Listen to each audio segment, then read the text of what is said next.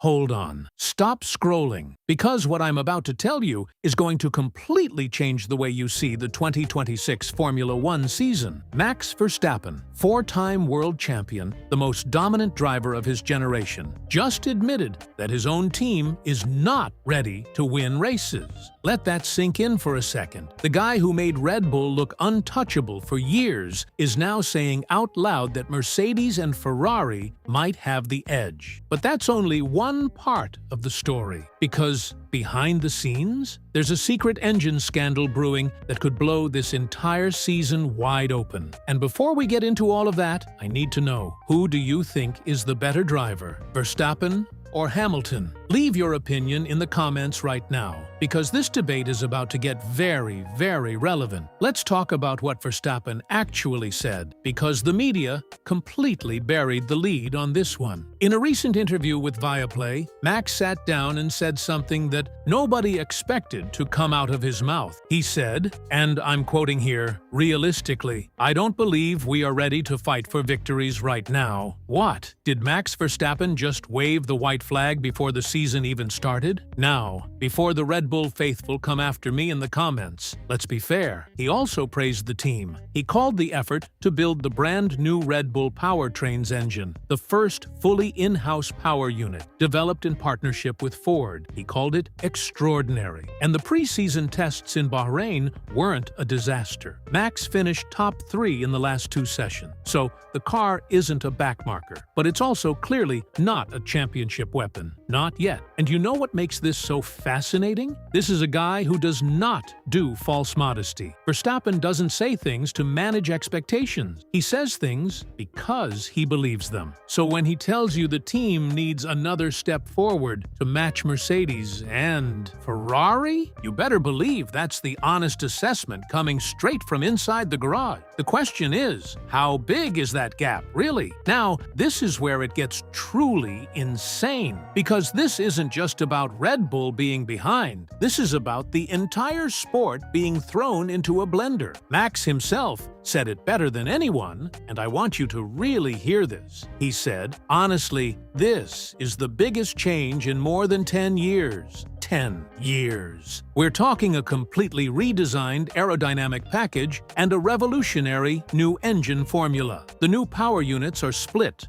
almost 50-50 between combustion and electrical energy. That means these cars are going to handle differently, feel differently, and demand a totally new approach from every single driver on the grid." Verstappen even specifically warned about Melbourne. He said the long straights and the lack of heavy braking zones are going to make battery management an absolute nightmare. Imagine going into a race weekend not even knowing if you can push flat out on the straights without killing your energy deployment. That's the reality in 2026. And Max was straight up about the racing itself. He's called the new formula, more than once, anti-racing. He called it Formula E on steroids. This is a guy who lives for wheel-to-wheel combat, who thrives on raw speed and aggression. And now he's being handed a car where the chess match happens with electrons, not just the throttle. But, and this is important, even he admits it could make for an incredible spectacle, because nobody knows who's going to come out on top. Not Red Bull, not Mercedes, not Ferrari. The slate has been completely wiped clean. And hey, if you're just as fired up about this as I am, do me a quick favor and smash that like button right now. Seriously, it takes half a second, and it helps this channel get stories like this one in front of more F1 fans who need to see it. We're building something special. Here, now back to the bombshell. Okay, this is where it gets genuinely explosive, because while everyone was focused on the new cars, something was quietly happening behind closed doors that could reshape the entire competitive order before a single lap is even run. Back in December, the race dropped a report claiming that Mercedes had found a clever loophole in the engine regulations, specifically around the compression ratio, which, under the new rules, was reduced from 18:1 down to 16:1, a tighter limit designed to level the playing field. But Mercedes, allegedly, found a way to exploit how that measurement was taken. And here's the technical part. Stick with me, because this matters. The compression ratio is basically how tightly the engine squeezes the air and fuel before ignition. More compression, more power. We're talking potentially 15 extra horsepower, which translates to roughly 0.3 of a second per lap. In Formula One, 0.3 per lap is the difference between pole position and 6th place on the grid. The FIA confirmed they were investigating. They held meetings with all 5 engine manufacturers: Mercedes, Ferrari, Honda, Audi,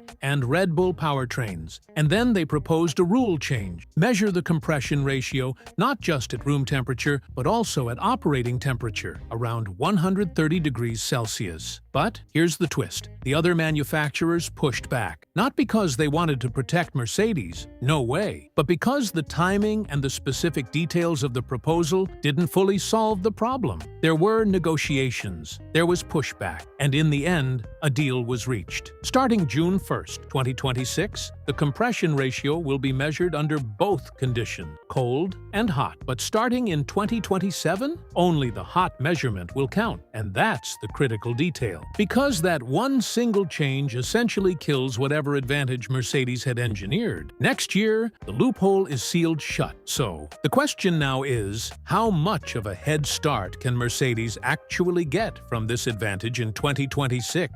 And is it enough to make them genuine title contenders from race 1? There's one more story here that deserves its own headline. Ford is back. For the first time in over 20 years, the Blue Oval is returning to Formula One as a power unit partner, working alongside Red Bull powertrains to develop this brand new engine. And Verstappen was genuinely pumped about it. He said Ford has a massive history in the sport and that everyone inside the Red Bull camp is super excited to get going. Think about what this means culturally. Ford versus Ferrari isn't just a movie anymore. It's happening again in real life, on the biggest motorsport stage in the entire world. The legacy of Le Mans, of the GT40, of the Jim Clark era, and the old Cosworth days, that DNA is coming back to F1. But legacy doesn't win championships. Execution does. And right now, by Verstappen's own admission, the Red Bull Ford package needs more development before it can compete at the very top. The hunger is there, the partnership is exciting, but the work is not done. So let's bring it all together. You've got the biggest regulatory overhaul in over a decade. You've got Max Verstappen, the most dominant driver in recent history, openly admitting his team is not ready to win yet. You've got a secret engine controversy that handed Mercedes a potential performance advantage before the season even started. And you've got Ford roaring back into Formula One with everything to prove. 20 years ago, nobody predicted Red Bull would become the most dominant team in the sport. 10 years ago, nobody predicted Lewis Hamilton would win 6 more titles. In Formula One, certainty is an illusion, and in 2026, that illusion has been completely shattered. The lights are about to go out on a brand new era, and nobody, not Verstappen, not the engineers, not the strategists, nobody knows exactly what happens next.